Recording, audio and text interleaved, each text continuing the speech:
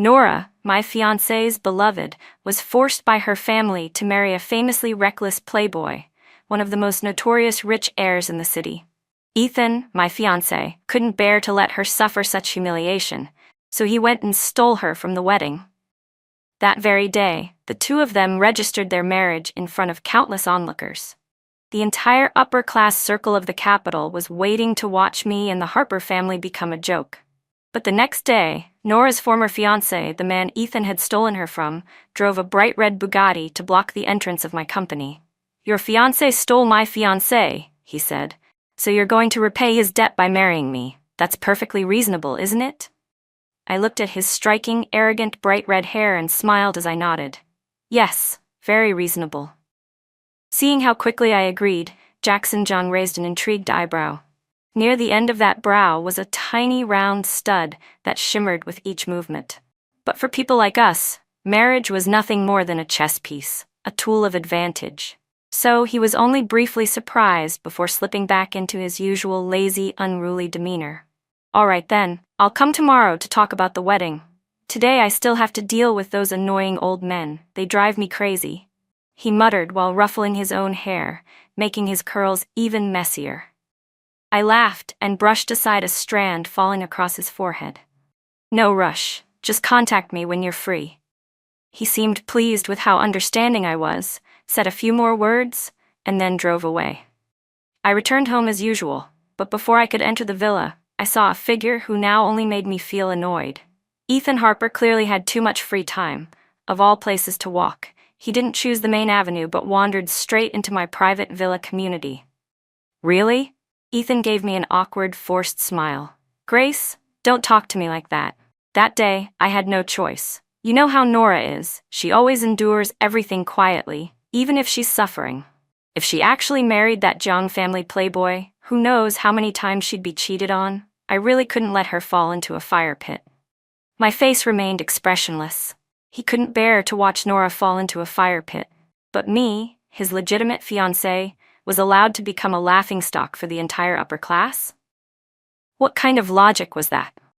I didn't want to waste my breath, so I stepped around him, heading inside. Unexpectedly, he reached out to grab my hand, but I immediately pulled away. "If you have something to say, then say it. Don't touch me." "Grace," he said, sounding wronged, "what's that supposed to mean? Are you trying to cut ties with me? Even though Nora and I registered our marriage, I never said I'd end things with you. It's just a marriage certificate. It doesn't mean anything. We can still continue. You just won't have a title, so you'll have to endure a little. But I know you won't mind, right? After all the years you've loved me?" Hope flickered in Ethan's eyes, but I only frowned, unable to understand what went on in his mind to make him say such shameless things. He even dared to openly ask me to be his mistress. I was so angry that I laughed. "Ethan Harper, do you think you're that important? There's nothing left between us to salvage. From now on, we go our separate ways. Don't interfere with me." I said it clearly and seriously, but he still thought I was throwing a tantrum. Holding on to my sleeve, he chuckled. All right, don't be so serious. I know you're upset because I married someone else. I promise I'll handle things well later. I won't play favorites. Both you and Nora are the women I love most." Even if she's his legal wife, he wouldn't let her overshadow me. At least that's what he said. Talking to him felt like playing music to a buffalo. Pointless. I truly didn't understand what my parents had been thinking when they chose him to be my fiancé. But my upbringing wouldn't allow me to lose my temper with someone like him. I glanced at my watch and decided to take this opportunity to make everything clear. "Ethan Harper, I'll speak plainly," I said. "I don't have feelings for you. We just grew up together, and our engagement was arranged by our families. All this time, I've only been fulfilling the obligation of someone in an arranged marriage. Liking you was never part of it. Whoever you actually love or want to marry has nothing to do with me. So you don't need to come here saying these things. I don't agree with any of it. Was that clear enough? If there's nothing else, please leave." I could clearly see the emotions in his eyes shift layer by layer, from disbelief to furious rage. His face reddened. "Grace, unbelievable. You're lying just to make me angry, aren't you? I personally came here to see you and even apologized. What more do you want? Don't you care about my pride at all? Even Nora could swallow her grievances and accept everything. What right do you have to reject me? Letting you be my mistress is already me giving you face. Go ask around the whole capital, who among the old money families would bother getting involved with a nouveau rich family like yours? Only I bothered with you, and you still don't know what's good for you. You'll regret this later. With that, he stormed into his car and sped away. I stood there watching the trail of exhaust curling behind him, feeling a swirl of mixed emotions. To say I had no feelings wasn't entirely true. We did grow up together. But whatever little attachment remained had long been worn away by all the times he chose to abandon me for Nora. Jackson Jiang, however, did not forget our appointment. Early the next morning, he asked me to meet him at Sterling Private Dining, a private Cantonese restaurant. When I saw him, I almost didn't recognize him. He had dyed his hair black, removed all the flashy jewelry and studs, and was wearing a simple white shirt paired with blue jeans. I instinctively glanced at his eyebrows, and as if he could read my thoughts, he spoke first. It's just temporary. I stuck them on before just for fun. What's wrong? Didn't recognize me? I smiled. It's just a bit unfamiliar. Everything went smoothly. We secured the most luxurious hotel and finalized the grand wedding setup. As for venue decorations or wedding attire, Jackson said he would handle everything and the costs would be split evenly. He rested his chin on his hand, half a sesame ball still in his mouth, making him look like a cartoon hamster. Everything goes according to you? This is your wedding too. You don't have any opinions? I replied calmly. People say listening to your husband brings good fortune. I just want to start early. Maybe I'll be prosperous longer. That made Jackson burst into laughter. Only then did I realize his eyes were incredibly bright when he smiled, and he had 2 small dimples on his cheeks. He didn't look anything like the reckless playboy people described. After we finished discussing everything, Jackson said he had matters to handle at home, and I cleaned up to return to my company. But the moment I stepped out of the private room, I ran right into Ethan Harper and Nora.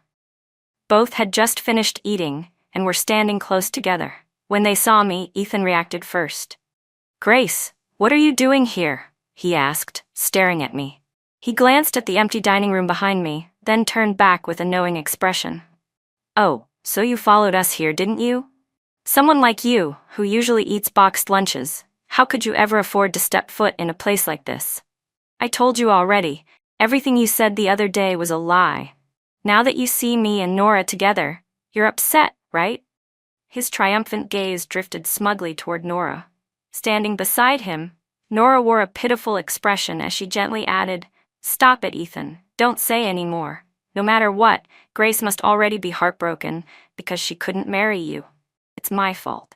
She said that, but the car key she twirled around her finger dangled conveniently in my line of sight, an unmistakably expensive limited edition supercar released this year.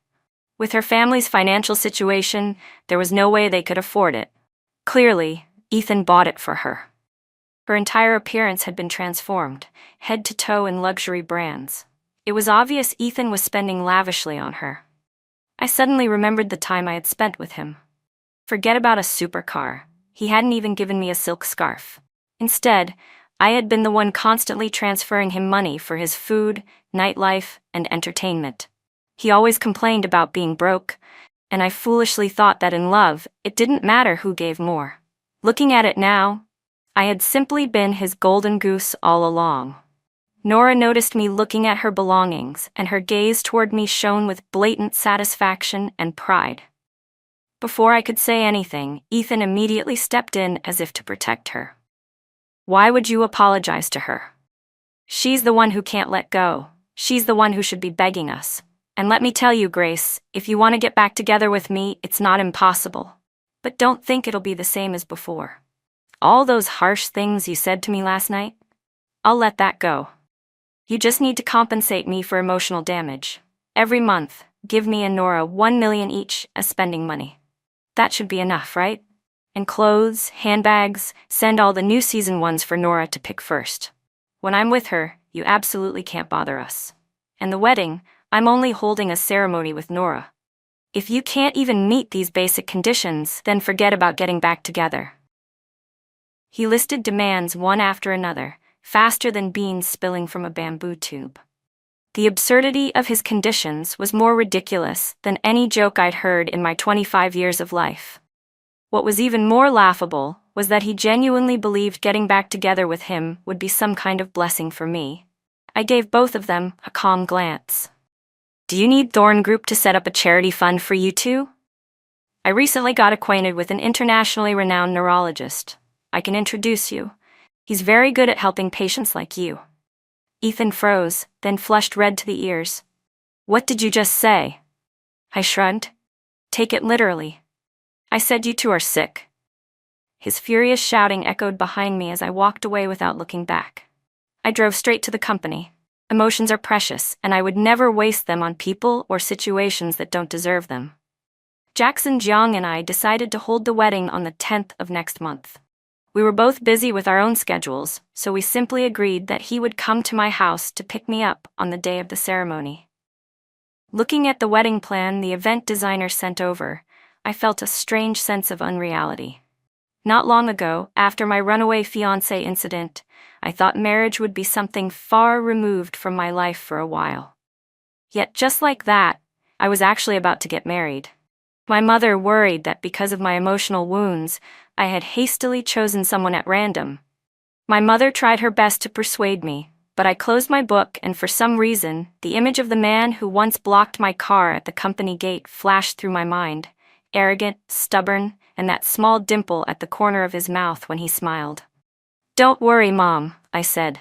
Jackson is perfectly fine. Marriage is the same, no matter who it's with. You can't rely only on surface emotions. You have to consider the benefits behind it, too.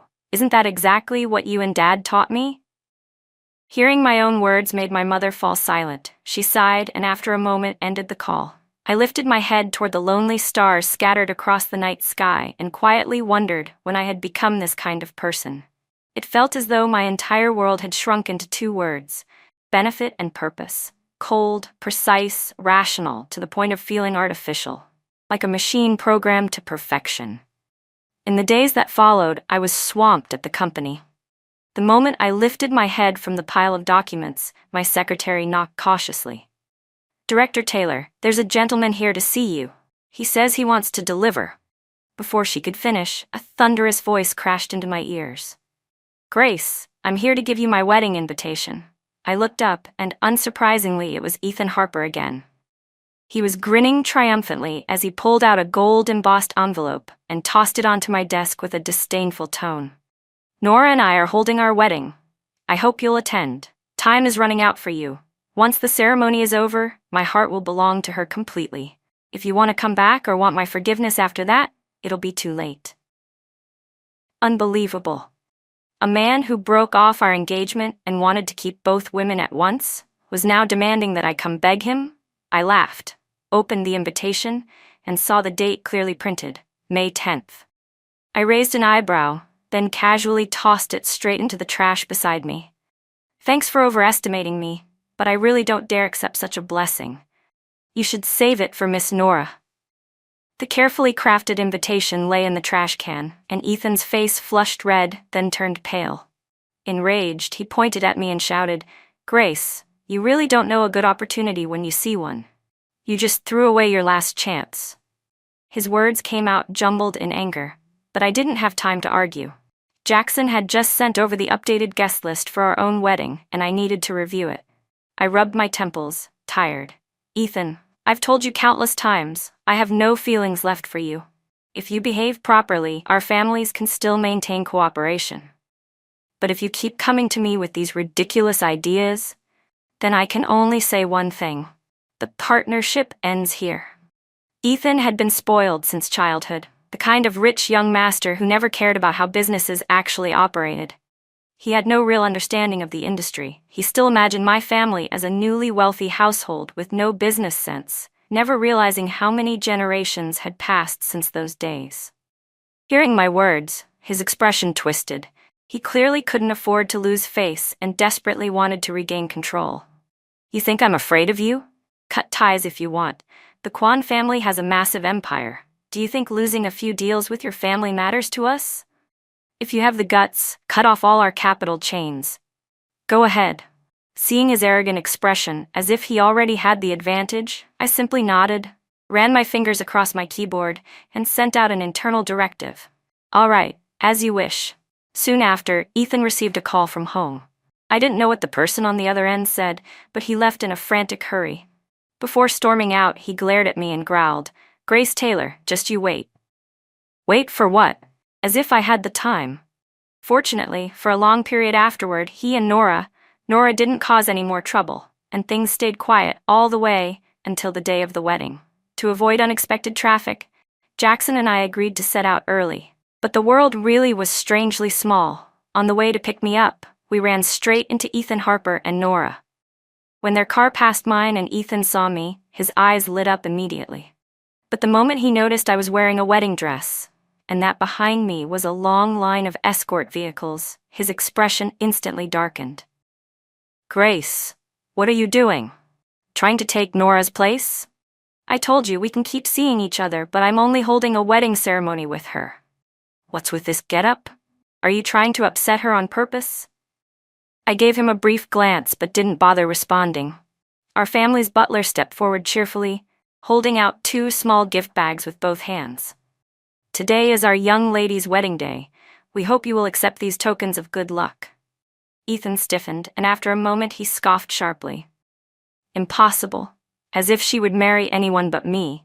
She must be trying to steal our wedding again, and is too embarrassed to admit it."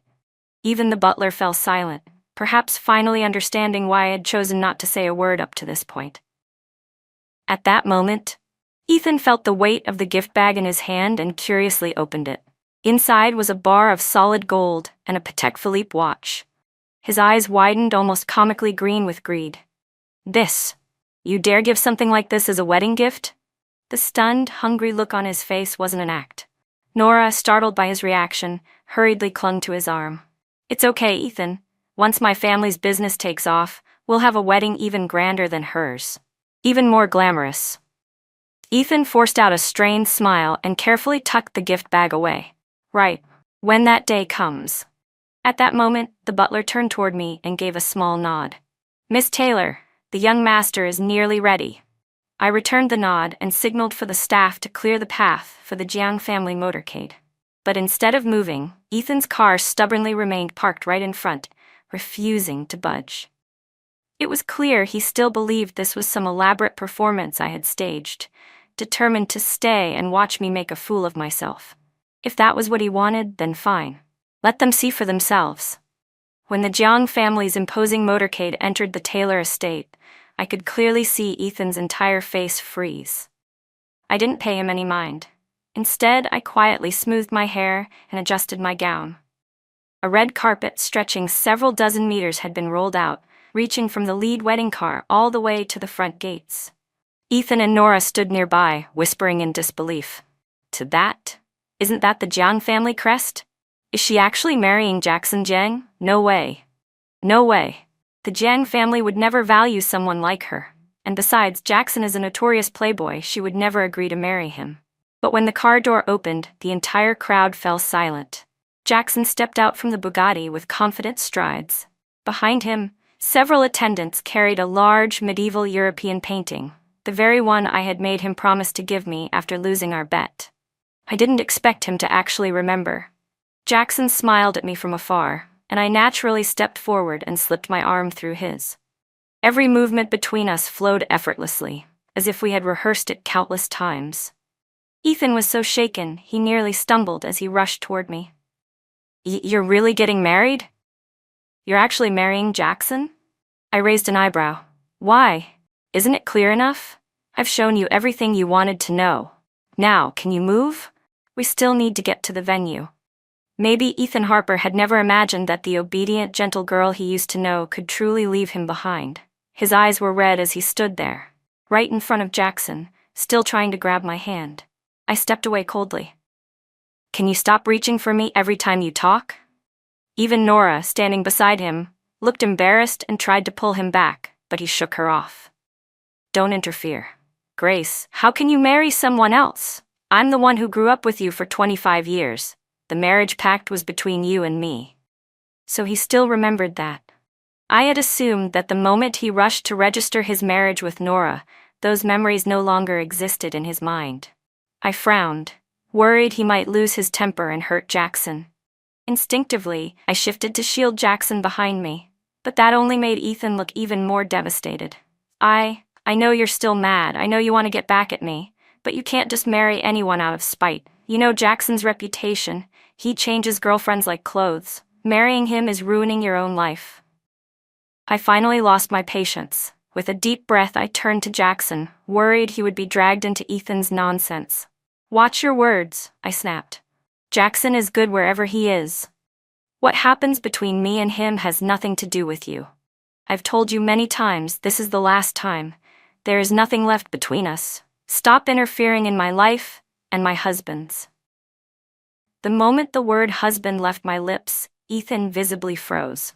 His eyes reddened even further as though he wanted to say something, but I had already linked my arm through Jackson's and stepped into the car, leaving Ethan behind. But Ethan's flashy wedding car still followed us all the way to the venue. Through the window I could see his face twisted with anger. I sighed in annoyance. Jackson remained calm, squeezing my hand lightly. What's wrong? Regretting it already? Regret? I laughed. I'm just afraid he'll cause trouble and mess up the auspicious timing. Jackson arched an eyebrow and suddenly leaned close to whisper in my ear. Then later, don't stop me. I hadn't even processed what he meant when the car door swung open, and Ethan immediately rushed over. He reached out to grab me, but Jackson was faster, knocking his hand away with force. Touching another man's wife comes with consequences.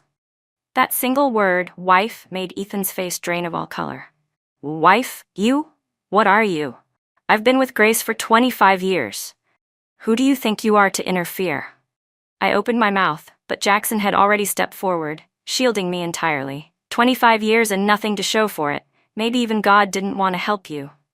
Ethan raised his hand as if to strike, but Jackson caught his wrist midair, twisted it, and delivered a clean, sharp punch that echoed through the entire hall. Ethan clutched his face, staring at Jackson in disbelief. You dare. Oh, I dare, Jackson said, brushing dust from his sleeve, his voice cold as ice. Consider this a lesson in dignity. Chasing after your ex-fiancée when you already have a wife, your family's upbringing is remarkable. Standing beside them, watching Jackson's sharp movements and confident posture, I felt something warm ripple through my chest. Until now, I'd only seen him as a bit unruly and carefree. At this moment, he was dazzling. That wild, radiant boldness in his bones, that was something I had always craved but never possessed. While I was still caught off guard by the unexpected warmth he stirred, Ethan suddenly switched to a pitiful act. Grace, are you just going to watch him hit me like that? Yes, I answered without hesitation. My husband may be a bit impulsive, but he's adorable, isn't he? I turned to Jackson. Does your hand hurt? Jackson gave a dramatically pitiful look and held out his palm. Slightly exaggerated, but charming nonetheless. I lowered my head and gently kissed the center of his hand. Next time something requires heavy hands, I said softly, let the security team handle it. Ethan's expression looked as if he had just swallowed a fly. He screamed like he'd lost his mind. Grace, you'll regret this. Eventually, even Nora couldn't endure it anymore. She grit her teeth and pulled on his arm. Ethan, we should go to the hotel. Go to what? Ethan yanked her hand away, furious. Look at how grand their wedding is. And look at you. I only gave you one job, just one, to arrange the wedding car, and you couldn't even do that. Nora's face turned pale, then flushed with embarrassment. That was when I finally noticed the cars behind them. They were all common, basic models, truly pathetic compared to our motorcade. Jackson suddenly let out an understanding, ah. So today is your wedding too? What a coincidence. He waved to our butler. Go to the storage room and bring out 2 bottles of champagne. A little congratulatory gift from us. His words were like rubbing salt into a wide-open wound. Ethan trembled, gripping Nora's wrist to drag her away.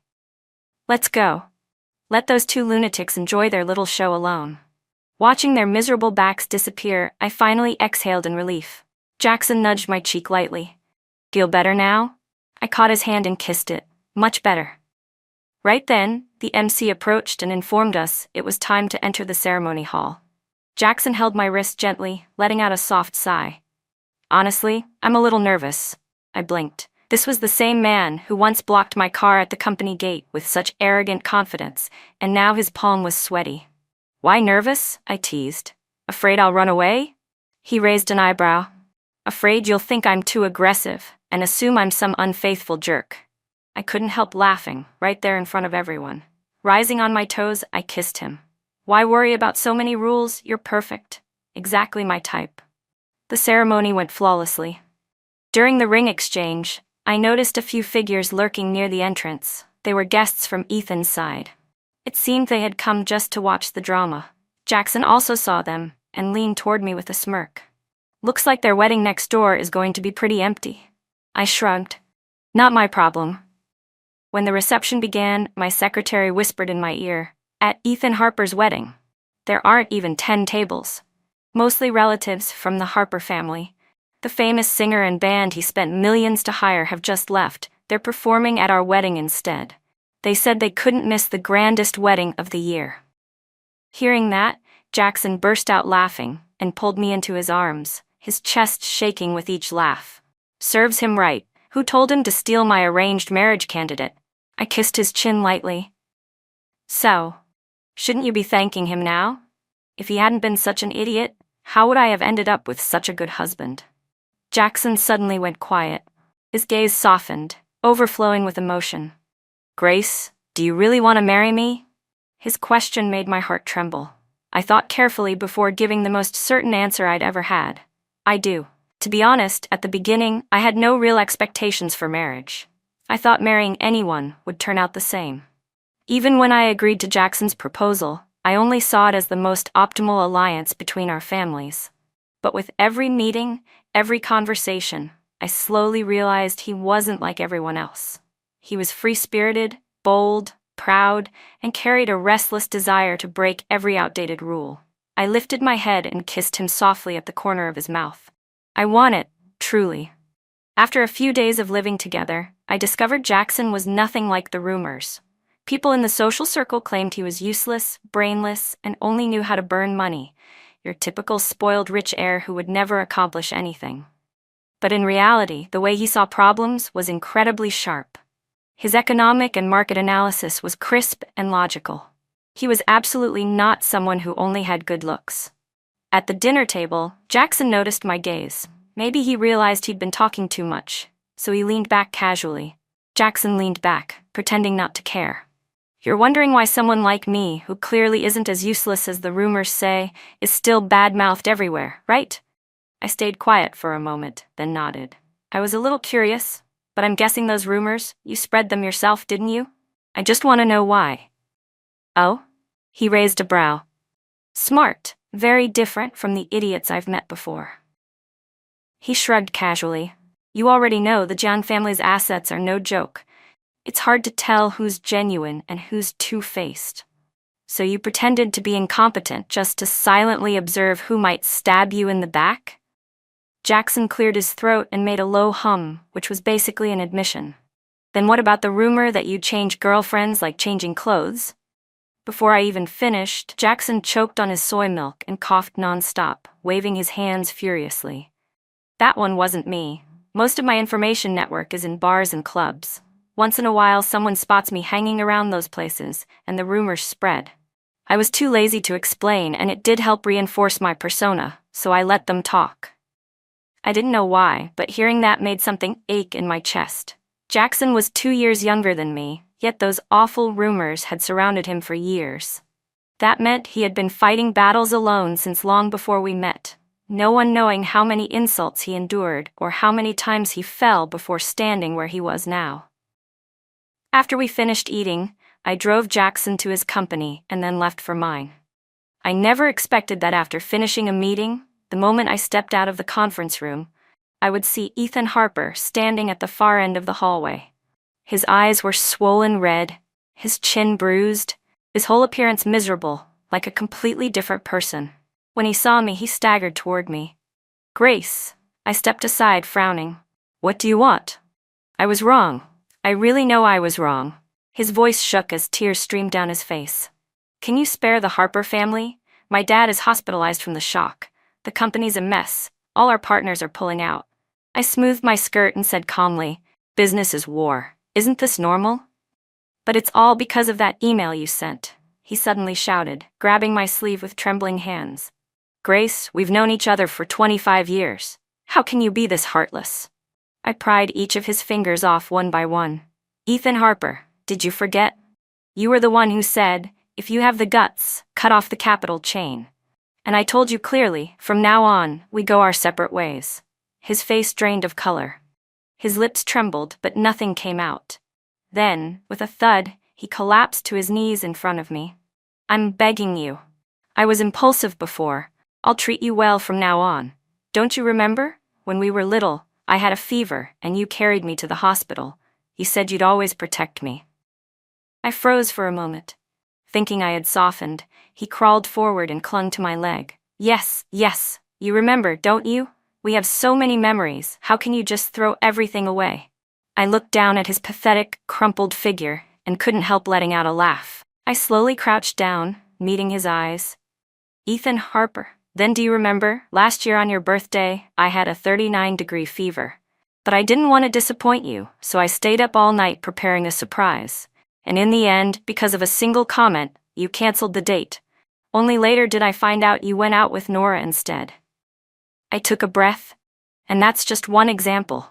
Do you need me to list them all?" His face turned sheet white like paper. I stood up, brushing off my skirt as if dusting away something insignificant. "You should understand, I didn't stay because I didn't know. I stayed because I didn't care enough to argue. So don't ever bring up our memories again. You don't deserve them."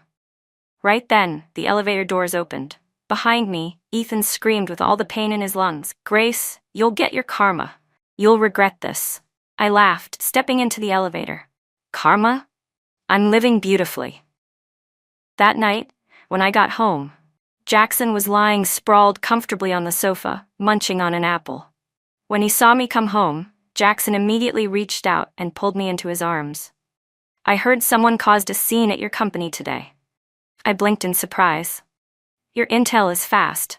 "Of course." He waved his phone proudly. "The whole company is buzzing about how Director Taylor's ex-boyfriend got on his knees begging her to take him back, and still got brutally rejected." I let him hold me as I curled comfortably in his lap on the sofa. "Jealous? Me?" He scoffed, popping a slice of apple into my mouth. "You think I'm that kind of person?" The apple was sweet and slightly tart. I leaned in to kiss the corner of his mouth, where a bit of juice still lingered. "Even if you were jealous, it'd be fine. I still think you're adorable no matter what." After dealing with everything on my side, it was time for the John family to cast their net. Because Jackson married me, quite a few hidden figures had begun to stir in the shadows, hoping to take advantage before he fully took control of the company. In the office, Jackson tossed a stack of documents in front of me, tapping the top audit report with his finger. "Last month, third uncle siphoned $20 million from one of our subsidiaries. He really thinks I'm a puppet." I flipped open the file, clear transaction records, receipts, and even photos of his uncle entering a hotel with his mistress. I closed the folder calmly. "So what do you plan to do?" Jackson stood up. The fitted black suit accentuated his tall, commanding presence. "Tomorrow's board meeting, I want them to cough up every cent they swallowed." The next morning, in the conference room on the top floor of Jan Corporation, third uncle, Mr. Jameson, slammed the table and roared, "Jackson, on what basis do you freeze my authority? I'm your elder." Sitting at the head of the table, Jackson lazily twirled his fountain pen. "Uncle Jameson, March 16, 2019. How much did you lose at the casino in Macau?" The room fell into a stunned silence. "Need me to refresh your memory?" Jackson pressed a button, and bank statement screenshots appeared on the projector. 23 million. That money came from the Coates Family Education Fund. The room erupted into murmurs. Second uncle, Mr. Jensen, hurried to intervene. "Jackson, you can't do this. Family matters shouldn't be aired to outsiders." Jackson shot him a slow, mocking glance. "Second uncle, maybe handle your own problems first, before worrying about others. Last year, you transferred the rights to that Southern City lot to your mistress for pennies. Should I bring that up here too?" I handed another file to Jackson, and he tossed it onto the table effortlessly. "This is the full list of temporary loans you've taken from company funds over the years. You have two options. He lifted a finger. 1. Repay everything with interest within 3 days. Then raised a second finger. 2. The Economic Crime Unit will invite you all out for tea. Third uncle's face went pale. You're trying to kill us. Jackson laughed, a low, icy sound that sent chills through the room. Third uncle, your son spends plenty of money studying abroad, doesn't he? If evidence of your embezzlement got sent to his school, Jameson shot to his feet so quickly the chair nearly toppled. You dare threaten me? Jackson didn't even flinch, just watched him with a faint smile. For years, everyone in that room thought he was just a spoiled, frivolous playboy, easy to manipulate. But as each piece of undeniable evidence was thrown onto the table, no one dared assume anything about him anymore. In the end, third uncle bowed his head. I'll pay it all back tomorrow. Not even 10 minutes later, the room emptied until only Jackson and I remained. He loosened his tie, fatigue faintly visible in his eyes. I walked behind him and gently massaged his temples. He leaned against me, his voice husky. Grace, was I too cruel today? Business is war. I pressed a gentle kiss to his hair. Showing mercy to an enemy is being cruel to yourself. Jackson wrapped an arm around my waist, his voice low and warm. Good thing I have you. Otherwise I wouldn't feel nearly this steady. 3 days later, every cent that had been stolen was fully returned to the company's accounts. At the next board meeting, Jackson announced the creation of a special oversight committee, with me appointed as the direct lead. His cold gaze swept across the room. From now on, anyone who dares reach their hand out, I'll cut it off myself. That night, at the celebration banquet, Jackson got a little drunk. Like an oversized puppy, he buried his head against my neck and refused to let go. Baby, aren't I amazing? He mumbled. I laughed while pulling a blanket over him. Chairman Zhang, fearless, unstoppable, unmatched. He chuckled too, pressing playful kisses along my lips until he tired himself out. Then he hugged me tightly and sighed. Honestly, I'm exhausted. My parents died early. It's been so long since I've been able to lean on anyone or trust anyone completely like I trust you. Everyone around me watches my every move, just waiting for a slip-up so they can overthrow me and take everything my parents left behind. There were times I was so paranoid I didn't even dare eat a boiled egg the housekeeper gave me. I was afraid it might be poisoned. My only option was to act even weaker, even more useless, so they'd let their guard down. Make them think I wasn't a threat. My heart tightened painfully. I kissed away the faint shimmer at the corner of his eye. You've suffered enough. From now on, you have me. I can't promise I'll protect you from everything, but I'll be the strongest support you could ever have. Whatever you want to do, I'll stand right beside you. Jackson gave a sleepy smile before suddenly pulling me closer, that familiar spark of mischief lighting his eyes. You just said you'd do anything with me, so I want you to give me a child. One as smart as you. Book Mo back, I laughed, meeting his kiss and letting his whispered wish sink deep into my heart. Outside the window, the night sky shimmered with bright stars, but the warmth beside me was what made everything feel unshakably complete, more precious than power or wealth. I thought back to what I once believed, and realized it was time to take back that old statement. Life with someone, how could it ever be the same, no matter who it was?